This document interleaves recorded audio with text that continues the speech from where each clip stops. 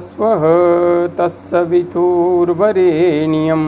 भर्गो देवस्य धीमहि धियो यो नः प्रचोदयात्।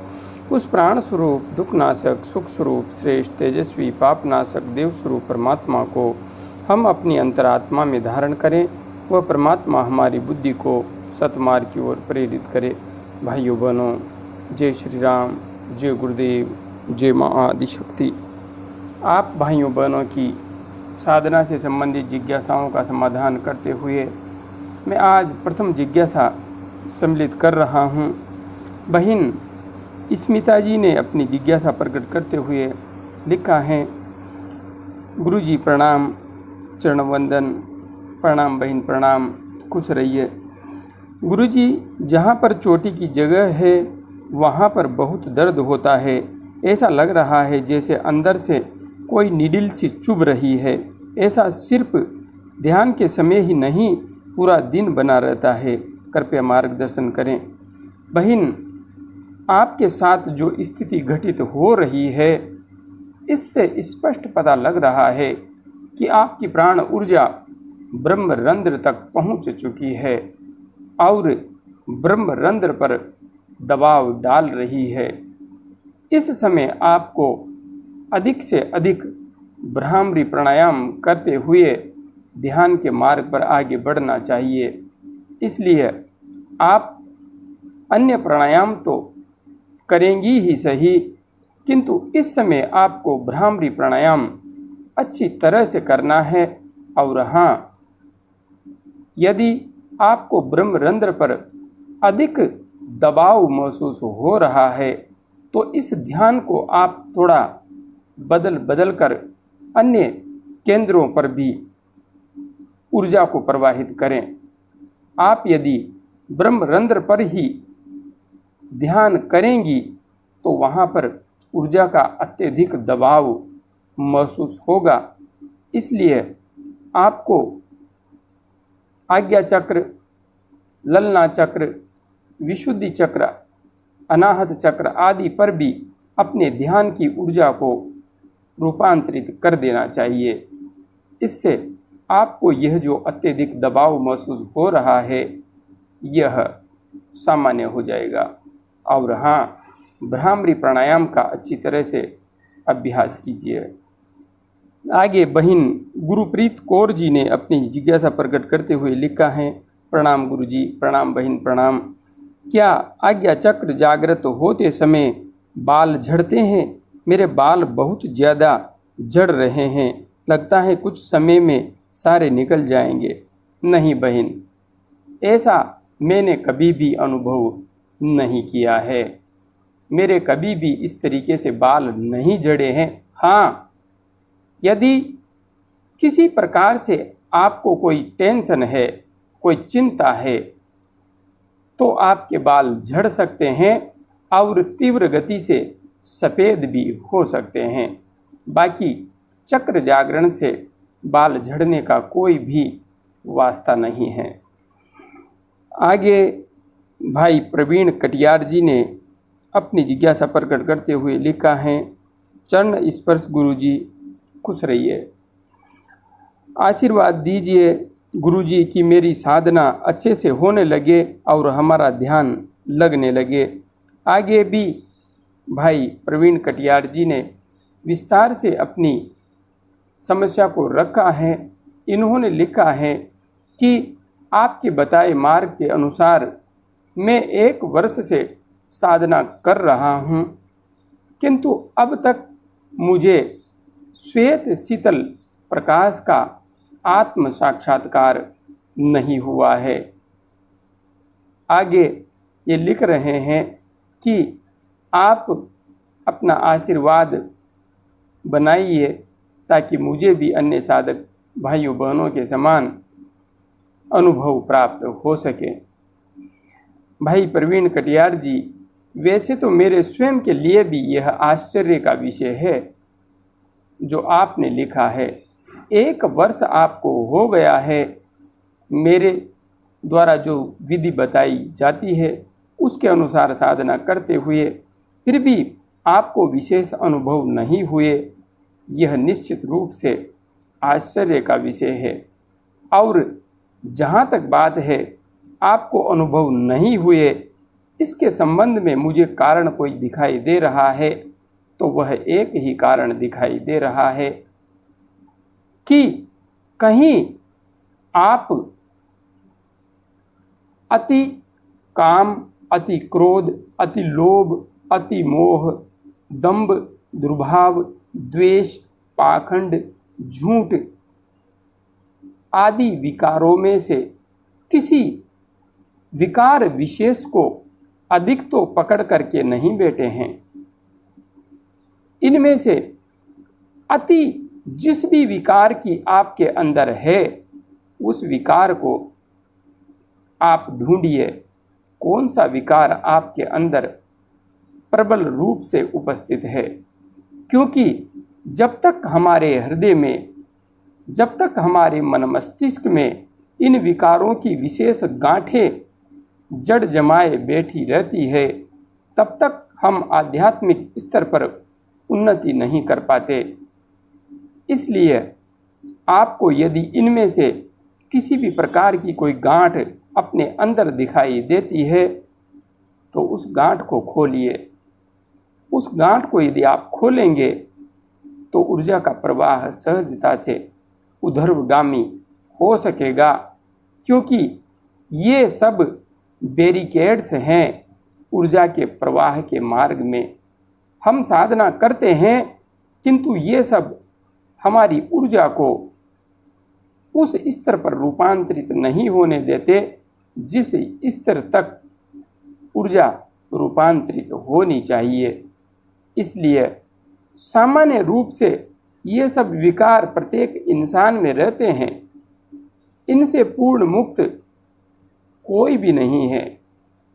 पूर्ण मुक्ति तो इनसे कहीं न कहीं संभव भी नहीं है। और हाँ, इस संसार में रहते हुए इन विकारों का आंशिक रूप से होना भी आवश्यक है।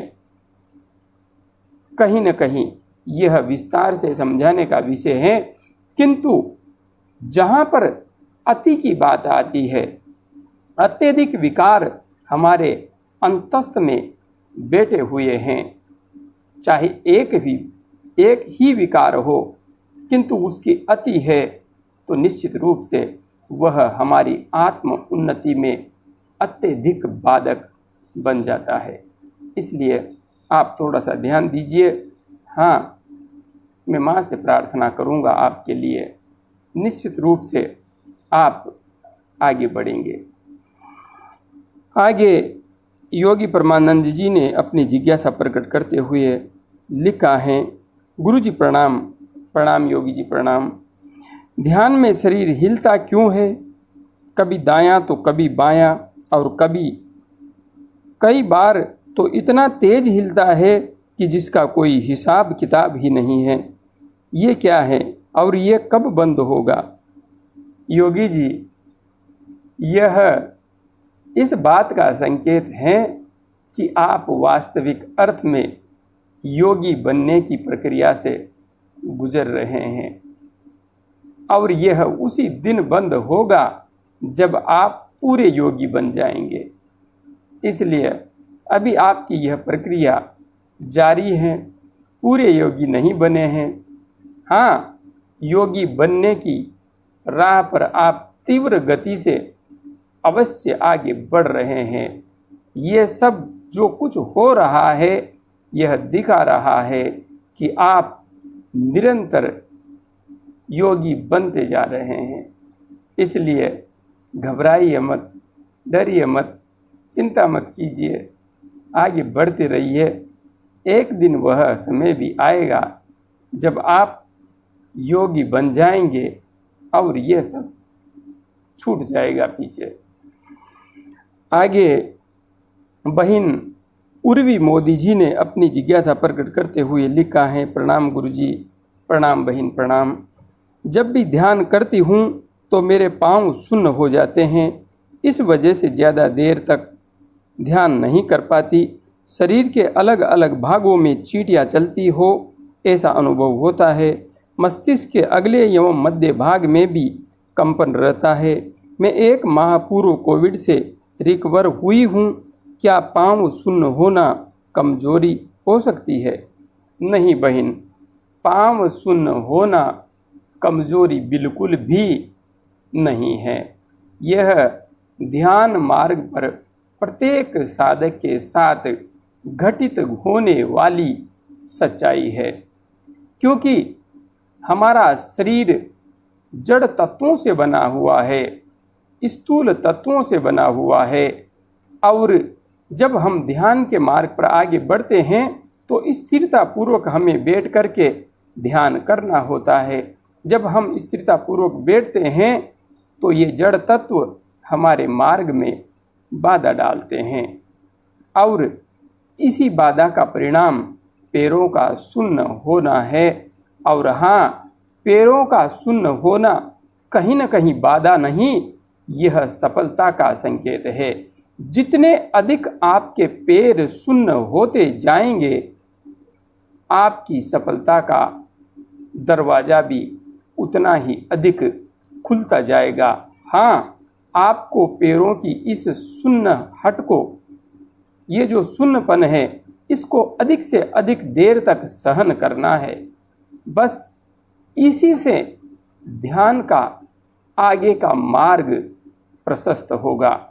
आपको अधिक से अधिक इसे सहन करना है, और एक दिन आप इस सुन्नाहट से बाहर निकल जाएंगी।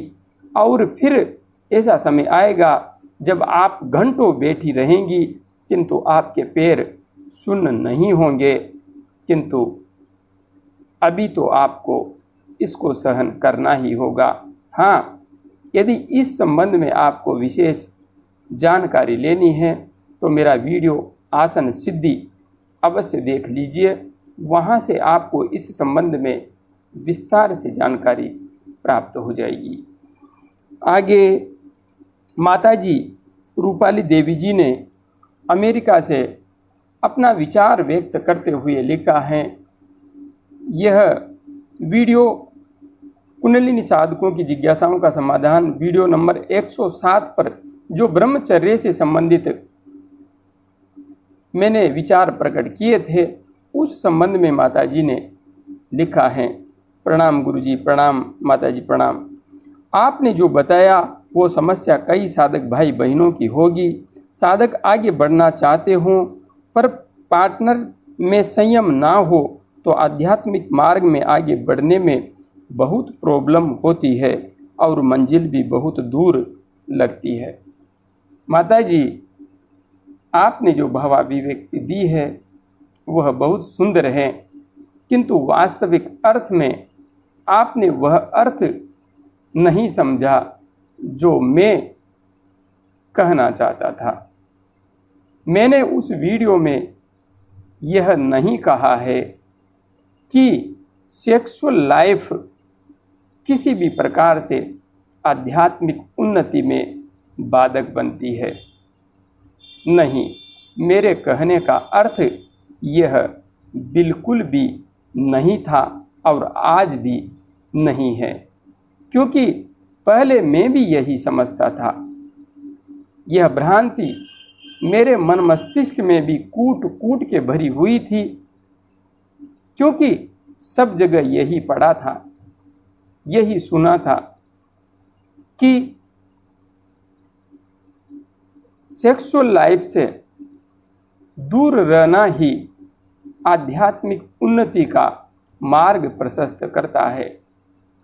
किंतु मैंने व्यक्तिगत साधना मार्ग पर आगे बढ़ते हुए जो जाना, जो महसूस किया, वह इस सबसे पूर्णतया अलग है, पूर्णतया अलग है। और हाँ, पूर्णतया साइंटिफिक भी है। कहीं न कहीं आध्यात्मिक उन्नति जो शब्द है उसमें साधक की सेक्सुअल लाइफ से कोई भी लेना देना नहीं है, कोई भी लेना देना नहीं है। यहाँ पर पति पत्नी के बीच का जो संबंध है यदि उनके बीच में वैचारिक मतभेद नहीं है, वे आपस में प्रेम पूर्ण तरीके से रहते हैं, तो शारीरिक संबंधों से आध्यात्मिक उन्नति बिल्कुल भी बाधित नहीं होती है, बिल्कुल भी बाधित नहीं होती है, बल्कि इससे आध्यात्मिक उन्नति प्राप्त करने में सहायता अवश्य अत्यधिक प्राप्त होती है।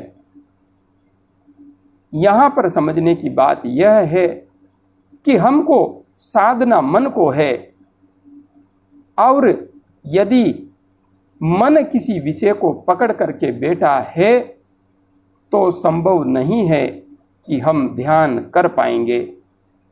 यदि भूख लगी है तो हमारा ध्यान रोटी पर ही जाएगा, यदि प्यास लगी है तो हमारा ध्यान पानी पर ही जाएगा। इसी प्रकार से यदि काम वासना मस्तिष्क में हावी है तो आंखें बंद करते ही स्त्री को पुरुष और पुरुष को स्त्री ही दिखाई देगी।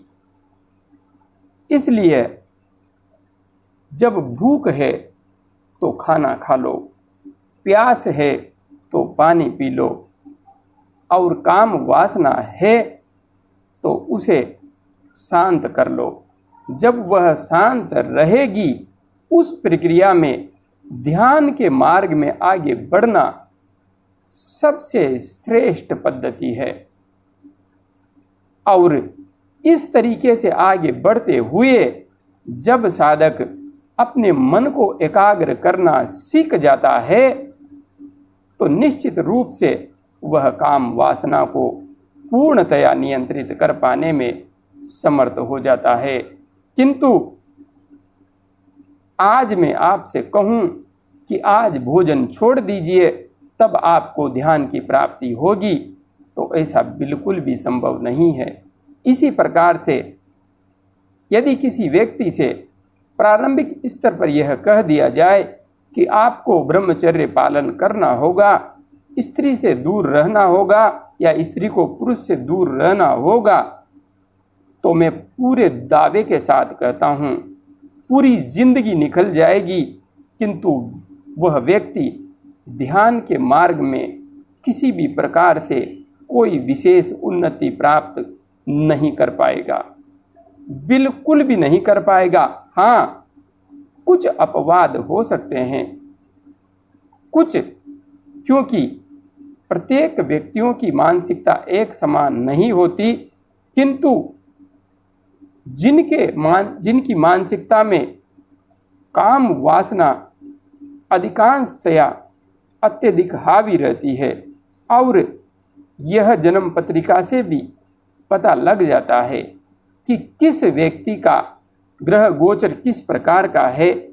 इसलिए प्रत्येक व्यक्ति की काम वासना की स्थिति एक समान नहीं होती है। स्त्री पुरुष दोनों के अंदर प्रत्येक स्तर पर अलग अलग प्रवृत्तियां पाई जाती है। स्त्रियां भी सभी एक समान नहीं होती। शारीरिक संरचना से लेकर के मानसिक संरचना तक प्रत्येक व्यक्ति में अलग अलग रूप पाए जाते हैं। इसलिए उन व्यक्तियों के लिए जो अत्यधिक कामुक हैं, जिनके अंदर अत्यधिक काम वासना उठती है, उनके लिए ब्रह्मचर्य का मार्ग सीधा नहीं है। उन्हें संभोग से ही ध्यान के मार्ग पर आगे बढ़ने में सहायता मिलेगी। हाँ, जब ध्यान घटित होने लगेगा उस समय वे इस भाव से पूर्ण मुक्ति निश्चित रूप से पाने में समर्थ हो जाएंगे। इसलिए वास्तविक अर्थ में देखा जाए तो संभोग साधना में बाधक नहीं, साधक हैं, सहायक है। हाँ, यदि पति पत्नी के बीच में वैचारिक वैमनस्य रहता है, उस स्थिति में पारिवारिक जीवन कहीं न कहीं किसी भी व्यक्ति के लिए उधेड़ बुन का कारण बन जाता है और ऐसी स्थिति में साधना में उन्नति कर पाना अत्यंत मुश्किल हो जाता है। बाकी और कोई विशेष समस्या नहीं होती है। मैंने यही महसूस किया है और हाँ, स्पष्ट रूप से महसूस किया है। हर तरीके से प्रयोग करने के बाद मैंने यही जाना है, मैंने हिमालय में रहकर भी देखा है और घर पर रहकर भी मैंने साधना की है, लेकिन वास्तविक सत्य यही निकलकर सामने आया है कि जितना कुछ कहा जाता है वैसा इस संबंध में वास्तविक सत्य कुछ भी नहीं है। हाँ, किसी वस्तु से दूर चले जाने के बाद वह वस्तु कहीं न कहीं और ज़्यादा आकर्षक अवश्य हो जाती है। इसलिए यहाँ पर वास्तविक सच्चाई को गंभीरता से समझने की बहुत अधिक आवश्यकता है। जय गुरुदेव, जय माँ आदिशक्ति।